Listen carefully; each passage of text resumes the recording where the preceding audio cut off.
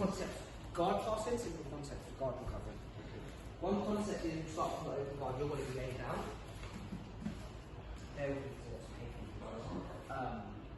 You could be sitting up in a no-gi situation. So like, let me just explain this first and foremost. In the gi, the game and the strategies, as you may know from your experience, is very different gi and no-gi. You have more control in the gi, you have way more options, and there's a lot of traditionalities to it. No-gi is more the adaptability side of jiu-jitsu, where like there's a lot of new things coming all the time from different guys, and there's very unique stuff and like specific details to it. And also like you don't have as much grip. Like I can't grab your like the cloth of your, you know what I mean? It's not the same. So the tactics of the game change when we know this, and this is something to take into consideration. So that analogy, I'm trying to explain this way. In no-gi, we're in an open guard situation. You would more than likely be sitting up in no-gi. More than likely, even though there are guys who can hang off their back, and that's not anything wrong. Yeah. But I feel like more than likely they're going to be sitting up because it's easier for them to go like shin on shin and attack the legs when you're close like this. You see, in the gi they don't have to do that. Yeah, you're grabbing it. You see what I'm saying? You can grab my leg from laying down here and go to like De La Riva or something like that. So just explaining that, you can see how it's very different, right? So whether you're sitting up or laying down, I want to put you to a point where, and I explained this before, I want to put you to a point where you're on the back foot. I don't just want to, like, in the same sense that when we go for a shoot, I'm not just flinging the hands out the way and then I'm changing levels, I'm doing it at the same time. So I'm doing two jobs once, you know, so at the same time when I engage with you, I want to engage in a way that it favours me. I don't want to engage, so like, a lot of people do this. They'll slap, bump, and they'll go like this. And then they'll start playing jiu-jitsu here. Where like, I've already entered my leg, I've already given you something. And so the idea of that is very like, obviously there's times when you can flow with people and explore, and of course that's, I suggest that, but the idea of not asserting your game straight away and just like starting here and then you wrap up my leg and then now I start to defend. It doesn't make sense. Like I want to put you here where you're defending straight away and I'm attacking from the get-go. There's no chance of you attacking my legs at all. So that's what I'm trying to explain. I don't want to engage in a way where I'm moving forward, but I'm not actually getting anywhere. You know, I want to move forward in a way that favours my game. So anytime that you're sitting up, normally I will try and lay you down. Whether it be like pushes to the shoulder or your head or like lifting the feet. Yeah. These are all options. Or you can like how we did before when we was doing the guard passing, where we was doing this, you can do the same thing with like the sit-up style of open guard, where like I feint to go one way, but actually I want to go here. You see? So the game's a little bit different in no-gi, and importantly, we definitely need to have agility on side to side on the passing guard, especially in no-gi because there's way more strategies. So let's just enter an open guard situation where is like very common, which is the reverse De La Riva or knee slide position. So you're standing up, you're sitting up, sorry, and you're trying to approach me. My job is to lay you flat and enter my passing style. However, straight away. So one way we could do that is by pushing the shoulder and lifting the foot. Now I have some sort of control over your foot. I can go 2 on 1 to the floor, so I can pass this way. I can also leg drag. Do all of these things. But what we're going to do is just put you flat on the back, step in, go hand on the hip, the same knee that's in, the same hand. the knee, and I'm going to make your hips, see how they're facing up? I'm going to make them face 90 degrees, either side that I choose. Okay? So if I choose to go this way, I'm going to go this way. And come to here. I'm going to be stapling your thigh with like the top of my shin, not my knee. Okay? So I have to go foot behind, knee in front. Okay? I always want to aim to have a wall between your leg and my body. If I enter and your knee is a shield like on my shoulders, this is not good enough for me because there's still a barrier separating us. So I want to defeat this. So I come in. You see how like it's out the way. I want to move in front of it. There's In almost a front fine of this. difference behind I want to move in front of this knee shin, planting my hand or my elbow to the floor in different situations. When I'm here, I can be defending this arm, trying to go for the head if I want to. Remember I said in the last session, like once we get here, more than likely I can dominate the match once I get the head control.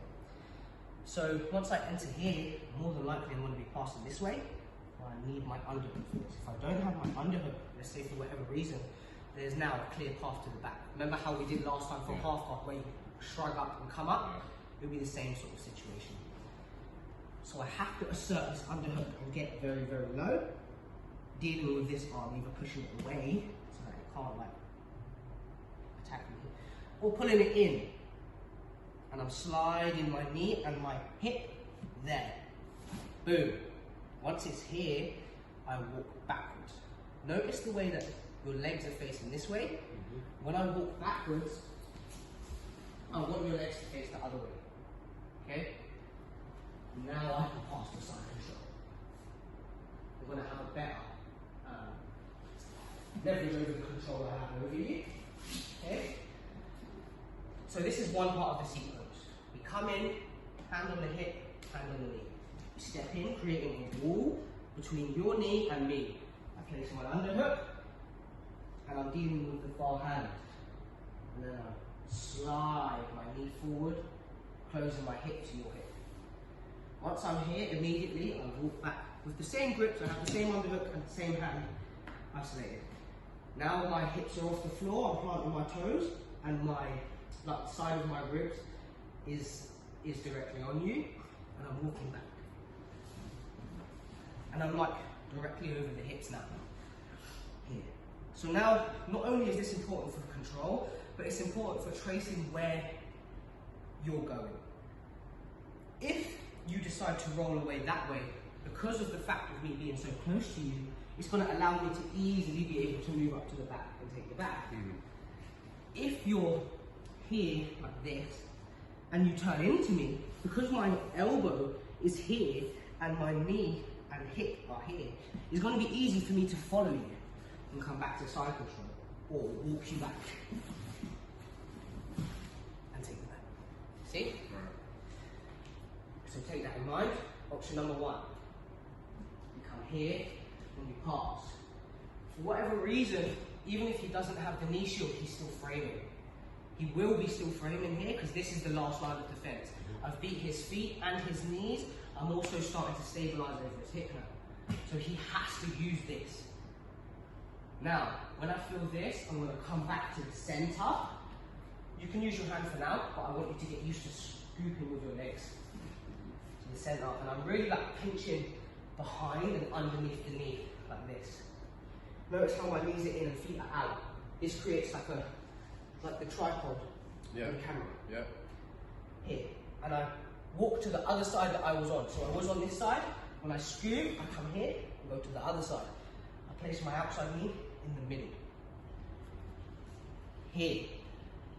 Just like the knee slice on the other side, but now we're here with the leg over the top now. When we come here, we're going to do the same thing.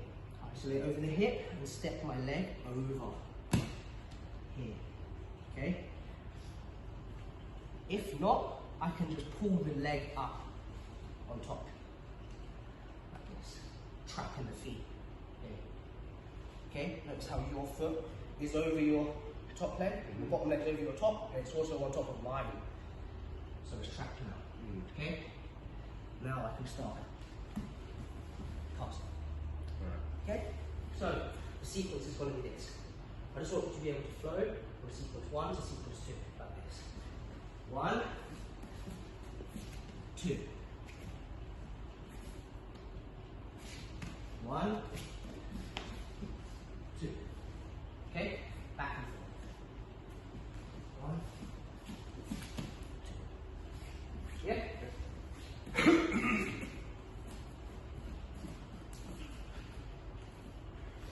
so That's like it. Hand goes to the hip. And then you're going to like, this is your elbow when you step to the side. Yes, there you go. Step your foot out. No, yeah. So you're kind of like sitting on the back of your leg. That's it. And your leg's not all the way back, it's up here a little. Good, there we go. Nice. So nice and low, and then here. Now, when you pass, you want to slide this knee down and drop your hip right in. Right in this other. Good. Now, walk your hips back. Just like literally walk back. Run. Don't lay on your back though. Face me and walk back. Yeah. There we go. You felt the difference there? Yeah. Good. See how I'm facing away from you, exploring my back now.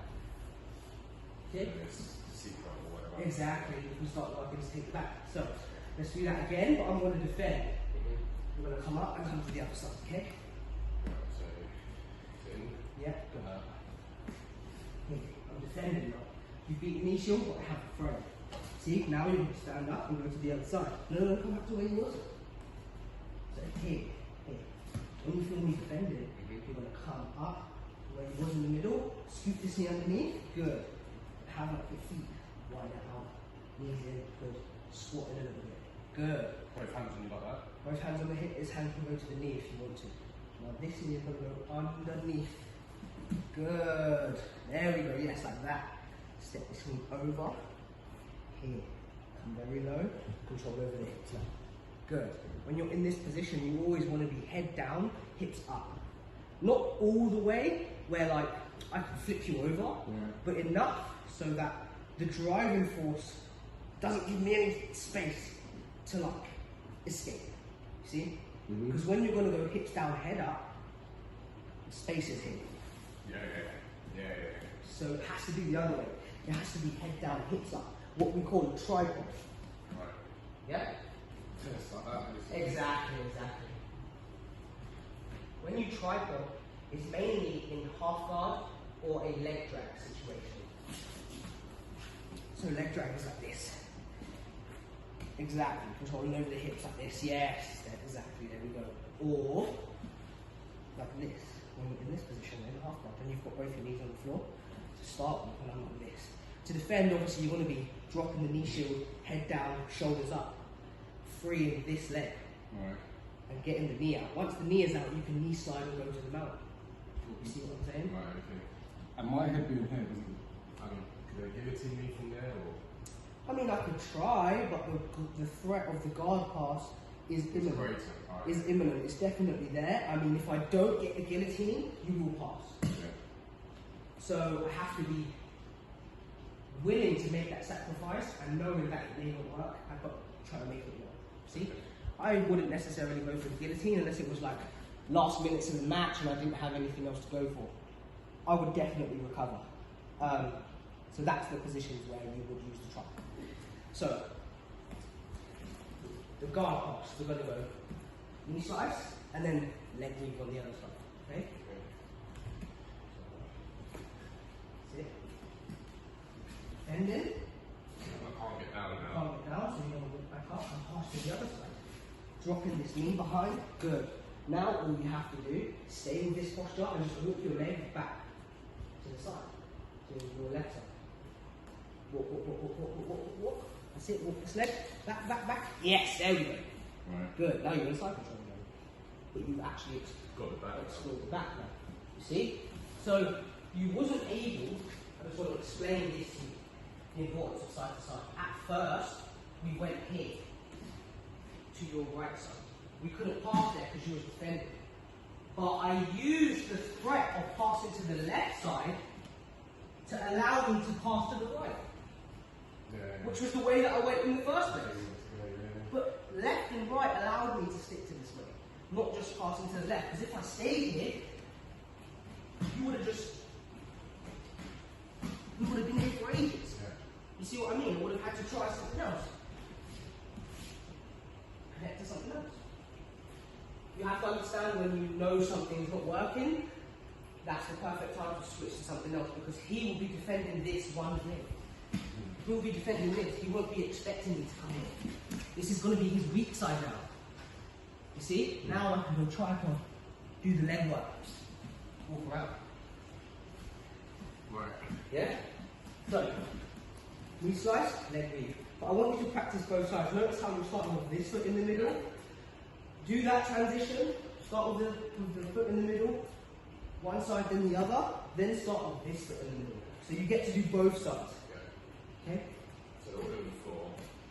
And so me doing that, I mean, they're obviously going to Obviously, I'm going to try and start wrapping up your legs. And I'm going to do that. Exactly. There you I'm go. going to defend. Defend. Nice. Yes, good. There you go. Which is going to allow you to pass this way.